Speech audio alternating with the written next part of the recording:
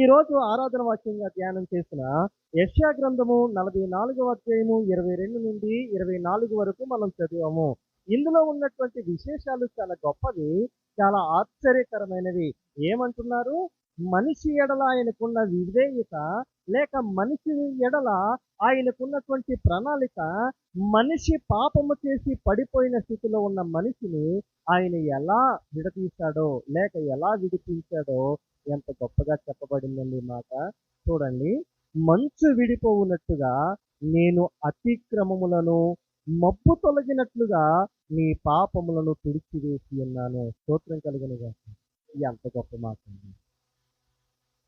ఇంత గొప్ప దేవుణ్ణి ఆరాధించడానికి మనం రావట్లేదు.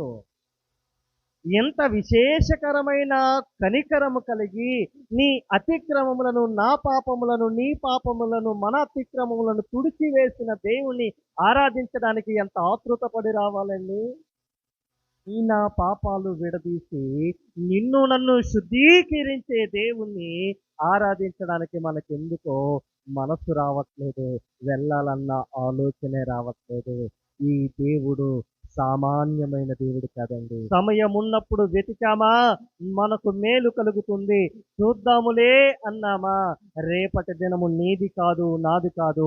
రేపటి దినాన్న ఏమి సంభవించునో ఎవరికి ఎరుక, ఎవరికి తెలుసు? ఆ క్షణంలో నీవు నేను ఈ లోకం నుండి దూరమైతే, నీకు నాకు రావలసిన క్షమాపణ దూరమైతే, ఆ దేవుడిచ్చే క్షమాపణ లేకపోతే ఆ నిత్యరాజ్యానికి చేరలేమండి. మనం నిత్యరాజ్యానికి చేరలేం. ఆయన అంటున్నారు, మంచు విడిపోవునట్టుగా నీ అతిక్రమములను, మబ్బు తొలగిపోవునట్టుగా నీ పాపాలను నేను తుడిచివేశాను. నేను నిన్ను విమోచించి ఉన్నాను, నా యొద్దకు వస్తావా? నేను నిన్ను విమోచించాను, నా యొద్దకు వస్తావా? ఎంత గొప్ప దేవుణ్ణి ఆరాధించట్లేదండి. ఈ రోజు మన ఆరాధన వాక్యంలో మనకు ఈ పాఠానికి ఒక పేరు పెట్టాను. ఏమిటి పేరంటే, నిర్మాణకుడైన దేవుడు. ఆయన క్రియేటర్ గాడ్.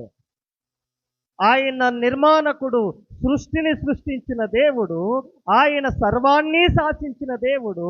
ఆ దేవుని యొక్క క్రియేషన్లో నీవు నేను ఉన్నాం. ఆయన సృష్టించిన వాటి అన్నిటిలో అతి ప్రాముఖ్యమైనది నీవు నేను, మనము నిర్మించడమే అతి విలువైనది. ఈయన ఏం చేశారటండి? ఈయన నిన్ను నన్ను సృష్టించారటండి. గర్భములో నుండి నిన్ను తీసిన వాడు దేవుడు. గర్భములో నుండి ఆయన నిన్ను కాచిన వాడు ఆయన. ఆయన క్రియేటర్, ఆయన సృష్టికర్త, నిర్మాణకుడు. ఆయన నిన్ను నన్ను నిర్మాణించిన దేవుడండి. ఏమండి, సృష్టినంతటిని సృష్టించాడండి దేవుడు. ఆ సృష్టి అంతటిలో అతి విలువైన నిర్మాణము, అతి విలువైన పనితనము ఏది అని చూస్తే, ప్రతి వస్తువును చూడండి, చాలా ఆశ్చర్యానికి వస్తుంది. సముద్రం ఉందండి. సముద్రములో ఎన్ని కోట్ల రకాల చేపలు ఉంటాయి. ఇవన్నీ దేవుని సృష్టే కదండి. దేవుని సృష్టే కదా. ఆయన సృష్టితనం చూడండి. వాటిని ఆ నీటికి అంకితం చేసి వాటిలో ఉండండి. నీటిలో ఉన్న చేప బయటకు వచ్చి ఎంతసేపు బ్రతకగలుగుతుంది? ఎంతసేపు? కొన్ని క్షణాలు తప్ప బ్రతక. నీటిలో ఉన్నంత వరకు ఆ చేపకు ప్రాణం ఉంటుంది, బయటకు రాగానే ఆయన సృష్టి ఆశ్చర్యం. భూమి మీద నివసించే మనము కానీ, భూమి మీద నివసించే జంతువులు కానీ నీటిలో ఎంతసేపు ఉండగలిగితే? చాలా కొద్ది నిమిషాలు. ఒకవేళ ఆర్టిఫిషియల్గా ఆక్సిజన్ సిలిండర్ పెట్టుకుని ఉంటే, ఆక్సిజన్ ఉన్నంత వరకు మాత్రమే, అనగా కొన్ని గంటలు మాత్రమే ఉంటాడు, తర్వాత పోతుంది. ఆయన సృష్టి అంత. ఒకవేళ భూమి మీద ఉన్న మనిషి ఆకాశం మీదకి వెళ్ళి ఆకాశం మీద ఎంతసేపు ఉండగలుగుతాడు? ఆకాశంలో ఆ స్పేస్లో ఒక మనిషి వెళ్ళి కొన్ని గంటలు ఉండాలంటే తను ఆక్సిజన్ సిలిండర్ పట్టుకెళ్ళాలి. ఒకవేళ లేకపోతే ఆ గాలిలో అలా తిరుగుతూ ఉంటాడు. ఎందుకంటే ఆకర్షణ శక్తి అక్కడ ఉండదు. భూమికి ఆకర్షణ శక్తి ఉంటుంది కాబట్టి మనిషిని ఇలా లేచినా మరలా వెంటనే లాక్కుంటుంది. ఏదైనా వస్తువుని ఇలా పైకి ఎగరేసినా మరలా కిందకొస్తుంది. ఎందుకంటే భూమికి ఆకర్షణ శక్తి ఉంటుంది. మనం చదువుకున్నాం. పైకి వెళ్ళే కొలది ఆకర్షణ శక్తి ఉండదు. అందుకని మనిషిని గాని, వస్తువు గాని అలా పెట్టినప్పుడు అలా ఉంటుందే తప్ప, అలా తిరుగుతుంది దాని ప్లేస్‌లో తప్ప ఎక్కడికి పడదు. పడదు. దేవుడు చేసే సృష్టి ఆశ్చర్యం. సరే ఇదంతా బాగానే ఉంది. ఈ సృష్టి అంతా ఆశ్చర్యకరంగా కనిపిస్తది. ఆయన నిర్మాణకుడు కదా! ఆ నిర్మాణములో ఒక పని అయినటువంటి నీవు, నేను, నిన్ను, నన్ను ఆయన సృష్టించిన విధానం ఎంత గొప్పదండి. ఎంత గొప్పది. ఎంత ఆశ్చర్యం. ఎంత ఏదైనా ఒక వస్తువు తిన్నాము అంటే, ఆ తిన్నది అలా గొంతుకులో నుండి, అలా కడుపులో నుండి, అలా ప్రేగుల్లో నుండి అలాగున్న జీర్ణాశయంలోనికి వెళ్తుంది. ఎలా పెట్టాడండి ఆయన? ఆ మెషినరీని ఎలా సెట్ చేసాడండి ఆయన? ఎంత గొప్ప ఆశ్చర్యం. ఒకవేళ గనక తినే ఆహారము ఈ ఆ ఆహారపు గొట్టంలోనికి కాకుండగా పక్కనే ఉన్నటువంటి ఊపిరితిత్తుల్లోనికి వెళ్ళే గొట్టంలోనికి ఒక్క అన్నం మెతుకు వెళ్ళింది అనుకోనండి, ఏమవుతుందో తెలుసా? ఆయన సృష్టికి విరుద్ధముగా ఏది చేసినా మనిషి ప్రాణానికి ప్రమాదం. మనిషి ప్రాణానికి ప్రమాదం. దేవుడు తను సృష్టించిన ప్రతీదీ మనిషికి మేలుకరంగానే చేశాడు.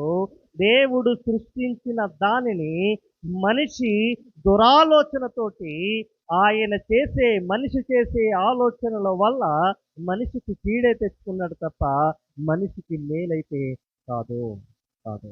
ఇది మనం ఖచ్చితంగా నమ్మాల్సిన మాట. నమ్మాల్సిన మాట. ఈయన నిర్మాణకుడు మనిషి నిర్మించిన ప్రతి అవయవము ఒక ఆశ్చర్యకరం అనిపిస్తుంది. కిడ్నీలు బాగుగా ఉండాలంటే నీరు ఎక్కువ తాగాలి. అప్పుడు మనిషి ఎక్కువ కాలం బతుకుతాడు. ఎక్కువ కాలం బతుకుతాడు. కిడ్నీలు పాడైపోయినాయి అంటారు చూసారా? 2 కిడ్నీలు పాడైపోయినాయండి. మీరు చాలా జాగ్రత్తగా ఉండాలి అంటారు కదా! డాక్టర్ చెప్పే మాట ఏంటో తెలుసా? మీరు రోజుకి 500 ఎంఎల్ అంటే అర లీటర్ వాటర్ నుంచి లీటర్ వాటర్ కన్నా ఎక్కువ తాగితే మీరు త్వరగా చనిపోతారు. ఎంత ఆశ్చర్యం అండి. నీళ్లు ఎక్కువ తాగితేనేమో శుద్ధీకరించబడి అది చక్కగా పనిచేసి ఎక్కువ కాలం బతుకుతాడు మనిషి. ఒకవేళ పాడైపోయినాయి అనుకోండి, తక్కువ నీళ్లు తాగాలి. అప్పుడే దాని పనితనం దాన్ని చేస్తుంది. ఆయన క్రియేషన్ ఎలా ఉంటుందో, మంచిగా వాడావా నీకు మేలే చేస్తాడు. చెడ్డగా వాడావా మరింత చెడ్డదైపోతుంది. నీళ్లు తాగకుండగా ఏమండి, ఇప్పుడు వర్షాకాలం కాబట్టి పొద్దు నీళ్ళతోటే సరిపెట్టుకుంటాం. కానీ ఎండాకాలం అయితే ఎన్నెన్ని నీళ్ళు తాగేసుకుంటాం మనం. ఆ కిడ్నీలు పాడైపోయిన వాళ్ళు ఎండాకాలంలో ఎంత ఇబ్బంది పడాలి. కడుపు నిండా దాహం తీరే వరకు కూడా నీళ్లు తాగడానికి ఉండదు. అలా పెదాలు తడుపుకోవాలంటే. ఎందుకు ఎక్కువ తాగితే నీరు పట్టేస్తాడు మనిషి. కాళ్ళు ఉబ్బిపోతాయి, చేతులు ఉబ్బిపోతాయి, నీరు పట్టేస్తారు. మరలా హాస్పిటల్‌కి వెళ్ళాలి. ఆ నీరంతా మరో మిషన్ తోటి తీయించాలి. దేవుడిచ్చిన అవయవాలు దేవునికి ఉపయోగకరంగా, నీకు ఆరోగ్యకరంగా వాడడానికి ప్రయత్నం చేయండి. చాలామంది దేవుడిచ్చిన అవయవాలను, ఈ లివర్‌ను, ఊపిరితిత్తులను పాడు చేసుకోవడానికి గల కారణం ఏంటో తెలుసండి?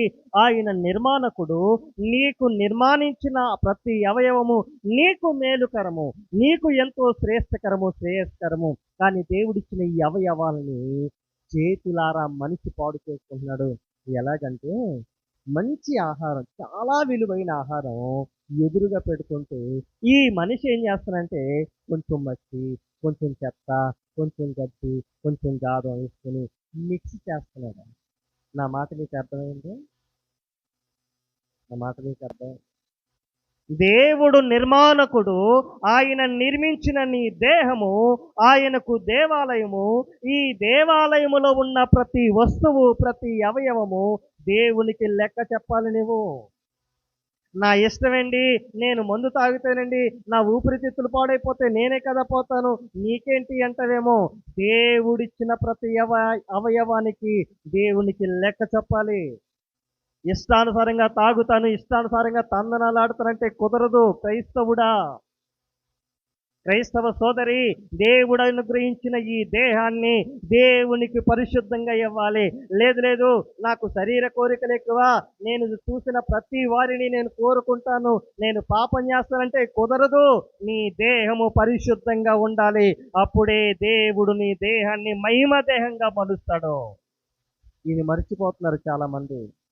అవయవాలను, ఊపిరితిత్తులు పాడు చేసుకుంటున్నారు. నా స్నేహితులారా, అడుగుతున్నాను ఈ ఉదయకాలమున, మనము మన అవయవాలను పాడు చేసుకుంటున్నామా, లేకపోతే దేవుడిచ్చిన అవయవాలను జాగ్రత్తగా చూసుకుంటున్నామా? ఆయన నిర్మాణకుడు, ఆయన క్రియేటర్, ఆయన నిర్మించిన వాడండి. ఆయన ఏం చేశాడు? యెహోవానగు నేనే సమస్తమును జరిగించువాడను, నేను ఒక్కడనే ఆకాశమును విశాలపరిచిన వాడను, నేను భూమిని పరిచిన వాడను అని చెబుతూ ఆయన యొక్క గొప్పతనాన్ని తెలియచేస్తున్నారండి. ఆయన మనల్ని నిర్మించిన నిర్మాణము, సృష్టిని నిర్మించిన నిర్మాణము ఎంత ఆశ్చర్యకరము, ఎంత ఆశ్చర్యకరము. మనల్ని నిర్మించిన నిర్మాణాన్ని బట్టి ఓ మాట ఉందండి.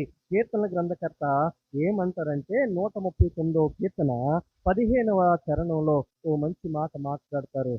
మన దినములు ఒకటైనను పూర్తి కాక మునిపే, అనగా ఆ తల్లి గర్భములో ఆ క్షణాన్న పిండముగా నలుసుగా పడతాడు అన్నప్పుడే దేవునికి తెలుసటండి.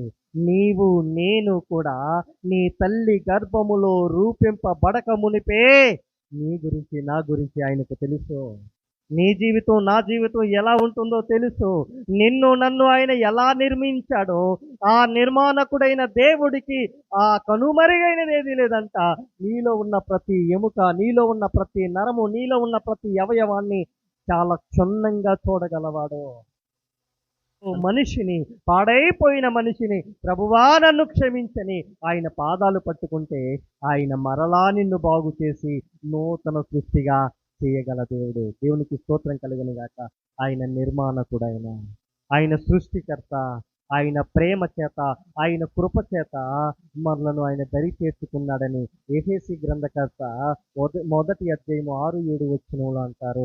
ఆయన కృప చేత మనలను నిర్మించుకున్నాడండి.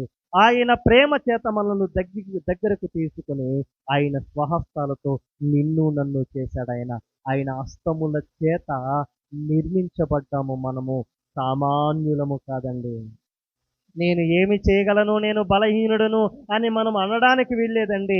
మనలను సృష్టించిన సృష్టికర్త, నిన్ను నిర్మించిన నిర్మాణకుడు, ఆకాశాన్ని భూమిని నోటి మాటతో సృష్టించిన దేవుడు నిన్ను తన హస్తాలతో చేసుకున్నాడు. నీవు చాలా విలువైన వాడవు, చాలా గొప్పవాడవు.